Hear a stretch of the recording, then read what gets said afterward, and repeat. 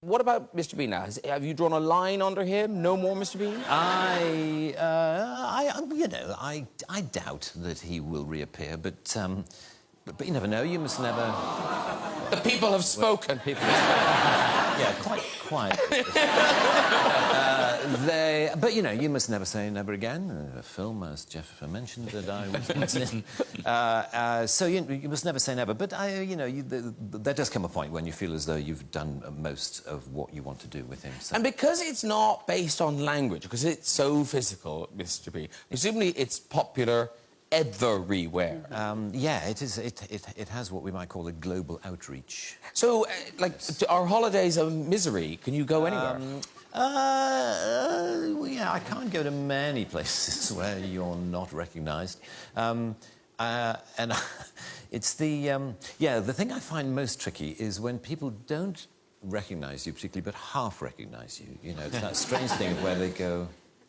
And of course that means they stare. They stare a lot, and they just look.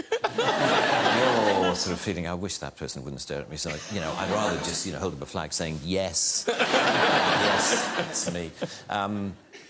A few years ago, there was I was in a Land Rover parts department near Peterborough, the kind of place you find me on most Saturdays.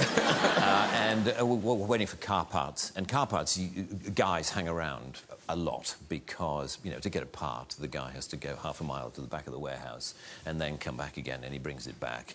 And he says, this is a left-hand one. Oh, you wanted a right-hand one? Sorry, I'll go. And back he goes, and it takes forever. Anyway, I was standing around with a group of guys, and I could see this guy doing that.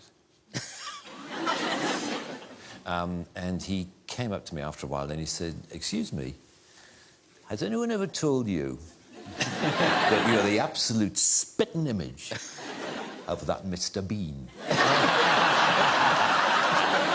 I said, "Well, actually, I am the actor who plays Mr. Bean." And he said, "I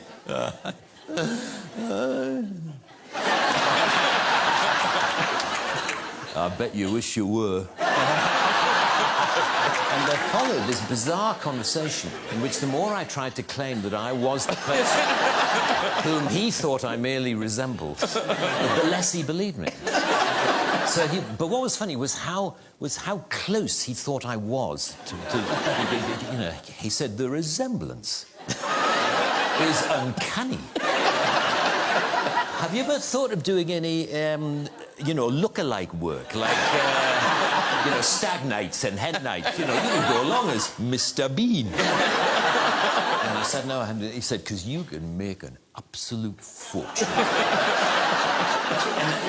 And I could tell after a while I had to bring the conversation to a close because clearly not only was he not believing me, but he was getting quite annoyed that I was pursuing this line of "I am Rowan Atkinson" and clearly he thought I was this total arse who, just because I happen to look a bit like Mr. Bean, goes around the country actually claiming to be Mr. Bean. What a twat.